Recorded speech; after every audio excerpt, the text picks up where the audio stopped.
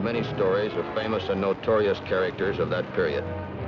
One of the most famous of them all was Black Bart.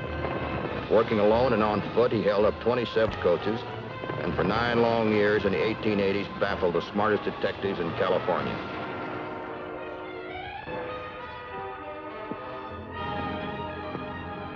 I'm Matt Clark, railroad detective assigned to the Black Bart case. His repeated stage holdups had cost the railroads and Wells Fargo thousands of dollars. The sheriff in this one-horse hunt had captured a man and claimed he was a notorious Black Bart. Hello, Matt. Howdy, Sheriff.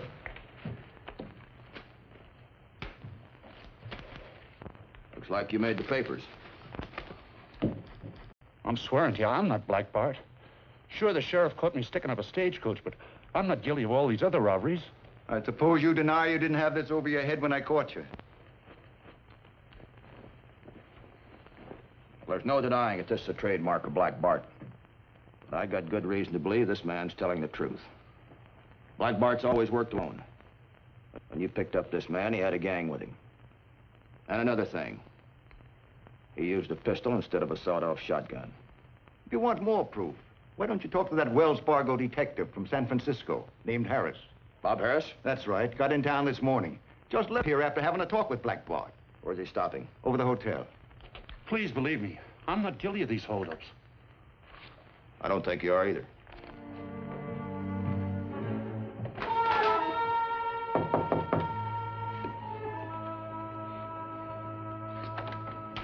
Matt. Bob, you old son of a gun. Good to see you. How are you?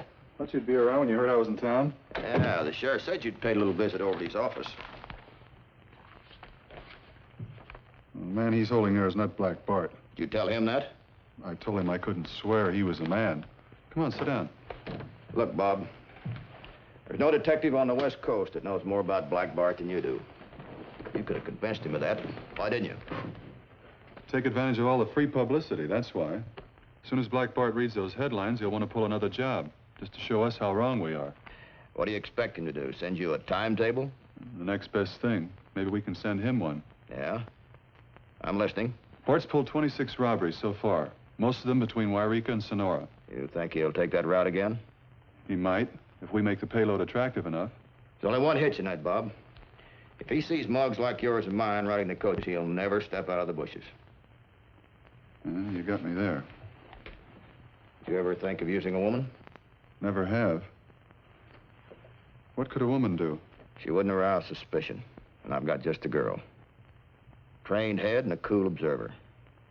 If we let her ride the coaches with a big payload of marked money and gold, and if we just happen not to be too far away at any given time. Sounds good. Send for her. You stick right here. I'll back.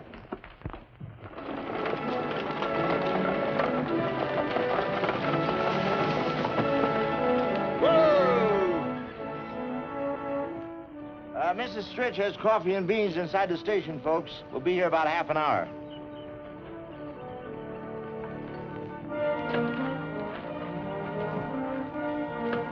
Thank you, Mr. Bowles. Pleasure. My partner, Frankie Adams, had been waiting in San Francisco, ready, willing, and able. Now I was meeting her on her first day out.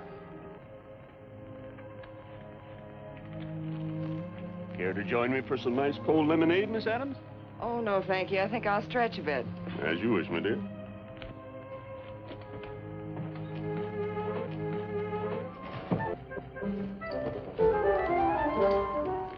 Stick 'em up, Mr. McGardle. Don't turn around. I'm Bart. Don't ever do that. Oh, please don't shoot me, Black Bart. I'm just a hard-working stage driver with a family to support. I'll give you anything I got. You better. And be quick about it. I got it up there in the booth. Just give me a second and I'll get it for you.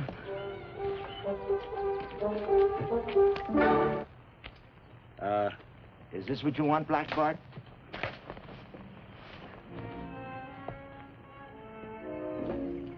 Well, what's the matter, Todd? Don't you like it? You mean it really is for me? Yeah, for your birthday. Gee, a real gun. You think it'll be all right with Ma? Oh, sure, I fixed it before I bought it. I told her you're old enough now to start doing the family hunting. Thanks, Mr. McGardle. First rabbit I shoot, I have Ma fix it up for you. Just wait till I show her. Thank you. Hello there. Oh, excuse me, mister. Hey, Mr. McGonagall! You sure this boy is old enough to own a rifle? He's 13. I had a gun when I was 10. If you're old enough to own a real rifle, my boy, you're old enough to stop playing robbers. I'm surprised at you giving this boy a weapon without proper instructions to go with it. Don't you know you never point a gun at anybody unless you want to kill them? After all, sir, I just gave it to him. I intend to straighten him out. Anyway, it ain't loaded. But empty or loaded, you always carry a gun like this.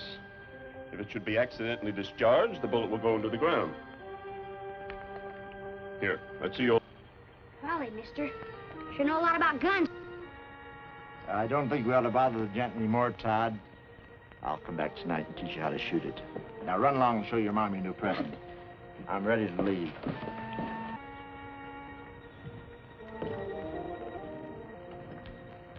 How was the ride? Rough. I'll never believe those travel posters again. Those seats are not padded. How long will I be riding this chariot back and forth? 2 weeks. Oh, no. Believe me, it hurts me more than it does you. What are you doing? Well, of all the nerve. Didn't Harris say anything to you about carrying firearms? Yeah, I know. A couple of fine gentlemen you are send a poor defenseless woman out after Bart. 26 holdups, and if you start peppering away at him with this, he'll blast you sure with that shotgun of his. Who's that old dude? Oh, he's an old mining engineer by the name of C.E. Bowles. Believe me, if you were just half the gentleman he is. Oh. Here he comes. Come, my dear, I'm afraid Mr. McArdle is in no mood to wait for us.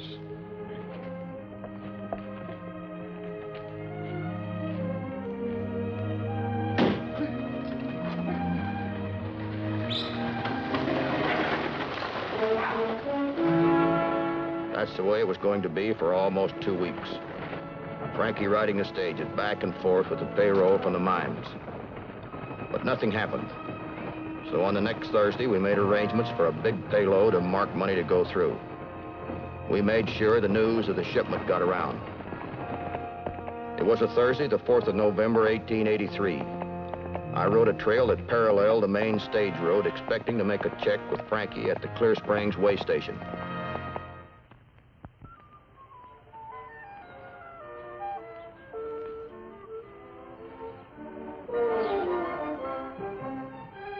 Oh, boy.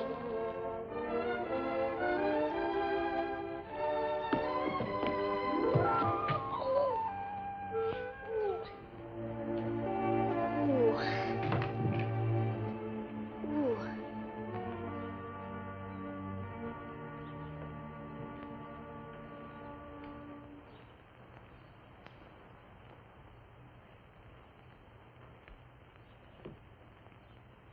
Oh, there, Todd? Oh, gosh, you scared me. Think it was a bear? Could have been. There's lots of them around here. Didn't expect to run into you way up here. Me neither. I learned to use that gun just like you said. I've been careful not to point it at anybody, and I've been carrying it just like this. That's the way to do it. Practice what you're taught, and you'll have things in this world that can't be bought. Hurt yourself? Yeah, I broke my shin. I've got just the thing here. For all minor cuts, abrasions, poison oak and ivy, not to mention the 7-day itch. Will it sting? No, not a bit. Yeah, you hold it there and you'll be as good as new in a couple of minutes. Thanks. Say, what are you doing way out here in the country? You lost? No, prospecting. Gee, sure don't look like it. All dressed up like that. Time you get as old as me, you'll learn people never really look like what they are. Fact is, I'm a gentleman prospector, better known as a mining engineer. How's hunting? Not so good. But maybe I'll get a rabbit on the way home. That's the spirit. Never give up. Well, I better be moseying along. Good luck, Sonny. Good luck to you, sir. Oh, you find a lot of gold. I usually do, young man. I usually do.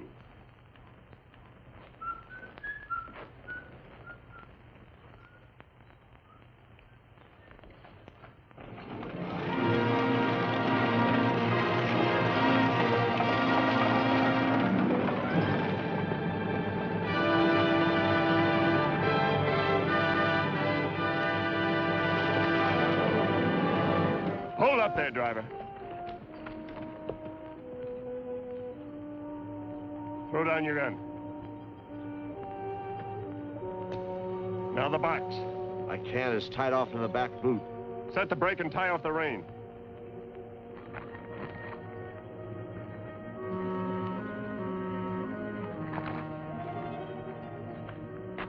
All right.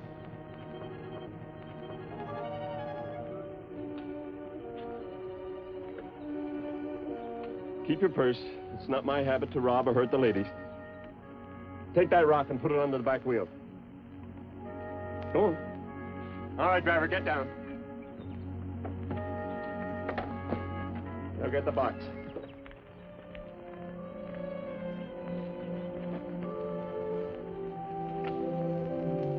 Help him, miss.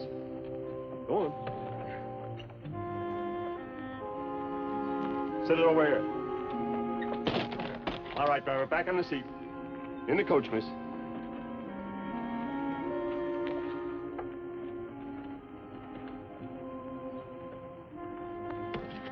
All right, driver, take her away. Yeah! Get on!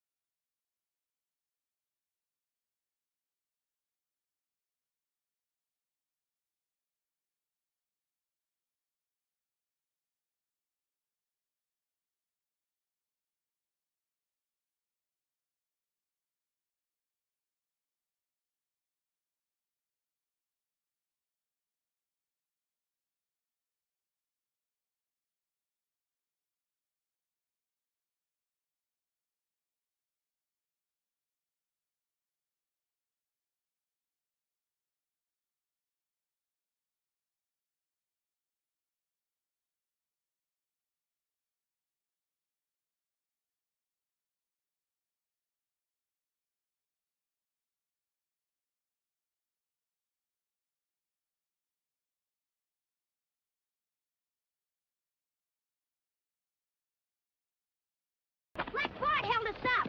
And golly, can that lady shoot? I winged him, Matt. I saw him grab his arm. He just went over the hill there a second ago.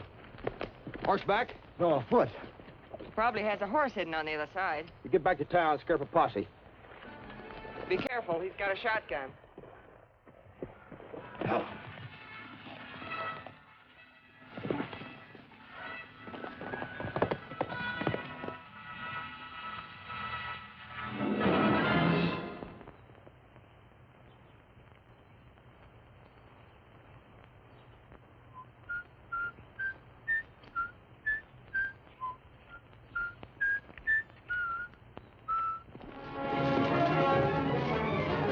I got to high ground where I could see the country for miles.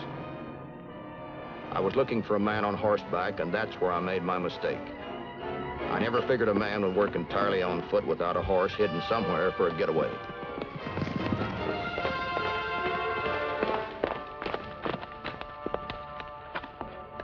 Didn't have any luck, Frankie. Todd and I searched every inch of ground. We found clues strewn halfway down the canyon. He was carrying that valise and that axe. He says he's sure he met Black Bart just before the robbery. You think you could identify him if you saw him again, Todd? Oh, sure. He was the same man who was at the way station when I got my gun. That mining engineer that called himself C.E. Bowles? He even helped bandage up my leg. That's his own handkerchief. He tied it on himself. Say, Todd, do you think I could borrow that handkerchief for a while? Oh, sure. He'd stopped bleeding by now. Okay. Will that give us anything? It might, once we get to San Francisco and see Bob Harris at the Wells Fargo office. Oh, this he left on purpose.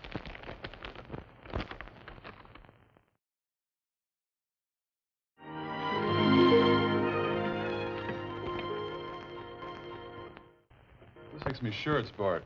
He's left poetry in the strong box before. I've labored long and hard for bread, for money and large sums, but on my corns too long you've tread. Too bad he didn't finish it. That could be argued half a dozen different ways. Frankie didn't give him much of a chance to. I wonder what that last line is. Now we'll have to capture him to find out.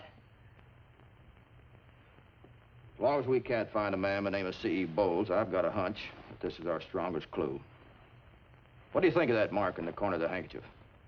Chinese character. I'd say it's a laundry mark. Must be 1,000 laundries in California. I don't think we'll have to take in all of California. The marked money Bart took from the strong box has been turning up here in San Francisco. There's a possibility that Bart lives right here in the city between robberies. That'll be a good job for you, Frankie. That's what I was afraid of. Well, come on, let's go.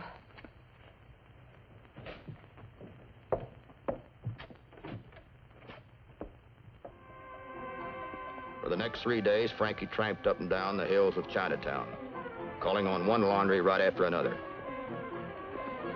It began to look like this would go on for weeks, that we'd have to start working on laundries outside of Chinatown when...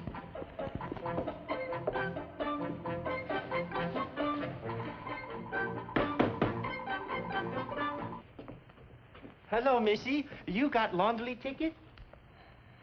Is this mark yours? Oh, yes, Missy. This mark mine. Who does it belong to? One moment, please. I tell you. It belong to Mr. C.E. Bolton. C.E. Bolton. You know something, Mr. Chang? You very nice man. Me too? Sure thing, you bet. Okay, goodbye. Goodbye. Bye-bye. As soon as Frankie passed the word, I began my daily watch of Chang's California laundry. On the third day, a man answering the description of Black Bart entered the laundry.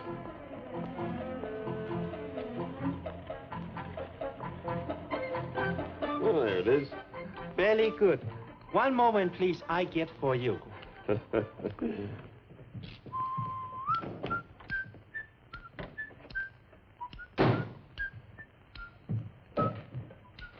beg your pardon, sir. Are you Mr. C.E. Bolton? Yes, I am. I'm Matt Clark, railroad detective. Indeed. I wonder if you'd come along with me, Mr. Bolton. We'd like to question you down at the Wells Fargo office.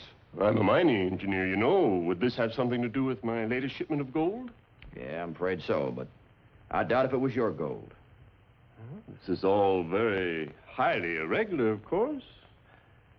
However, I should be delighted to go along with you.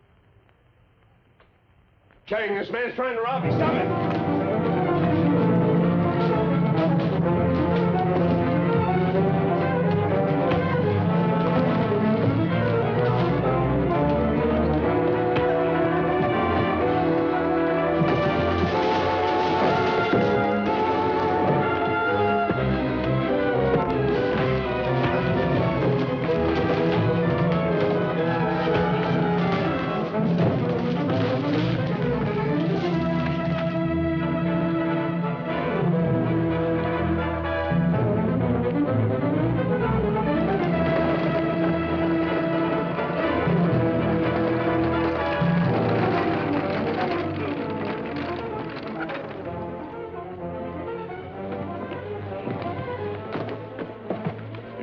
Sir, I'll be forced to shoot.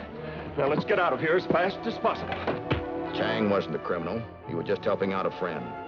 But it sure was mighty inconvenient at the time.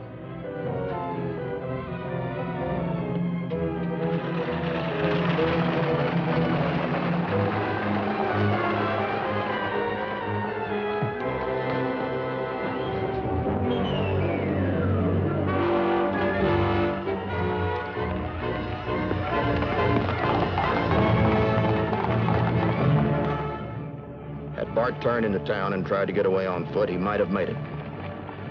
As it was, he headed for open country. I guess he didn't figure on me having a horse close by.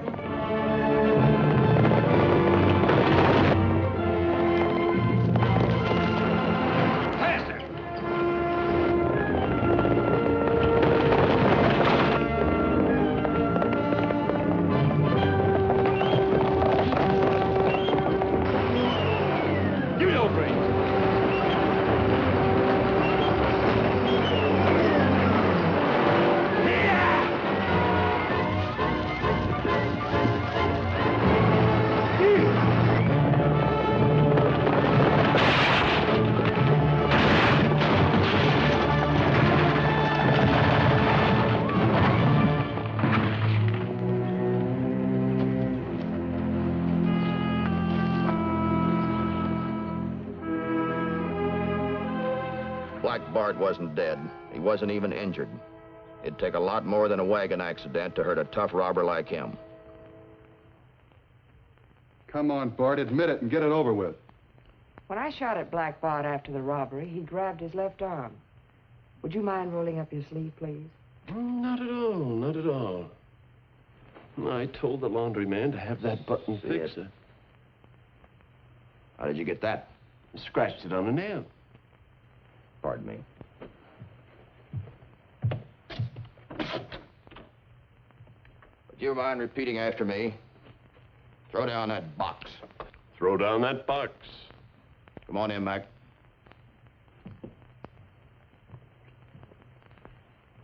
The voice you just heard, Mac, whose is it?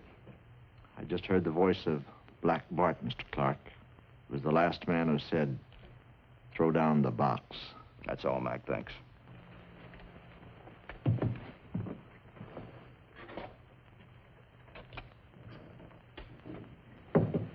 Todd, you said you talked to a man about 30 minutes before the robbery. He said he was carrying an axe and a shotgun. Is that man in this room? That's the man, sir. Gee, I'm sorry, mister. After you were so nice to me and everything. Fixing my leg with your handkerchief. I'm sorry, too. That's all right, my boy. You're only doing your duty. And I suppose I might as well do mine. You can tell all your grandchildren that the man who taught you how to handle a gun was Black Bart. Black Bart? Gee willikins. That's all, Todd. Thanks a lot. Before we go on to the confession, Mr. Bolton, one thing I'm curious about. Why? It's very simple, sir. I wanted to be a gentleman. After serving honorably in the Civil War, I came west to make my fortune. It wasn't as easy as I thought, so I took what gold I needed. Does your family know anything about this? Indeed not. Except for the robbing of the stagecoaches, I am perfectly respectable. I don't swear, smoke, or drink hard liquor except for medicinal purposes. I'd never think of harming a living creature. But you always carried a shotgun. Don't tell me you wouldn't have used it. Hardly. The shotgun was never loaded. But the man in the wagon. My hand. He's right. He didn't have a gun. I believe you're somewhat of a poet, sir. A mere dilettante, miss. We found this fragment of a poem box. Would you mind finishing it for us? Not at all. Not at all. See, I have labored long and hard for bread, for money in large sums, but on my corns too long you've tread. You fine-haired sons of guns. Pretty good, wasn't it? Black Bart was brought to trial on November the 17th, 1883, just 14 days after the robbery. Whereas the said C.E. Bolton is convicted of robbery by his own admission, he is therefore ordered, adjudged, and sentenced to San Quentin, the state prison for the period of 7 years. Take him away.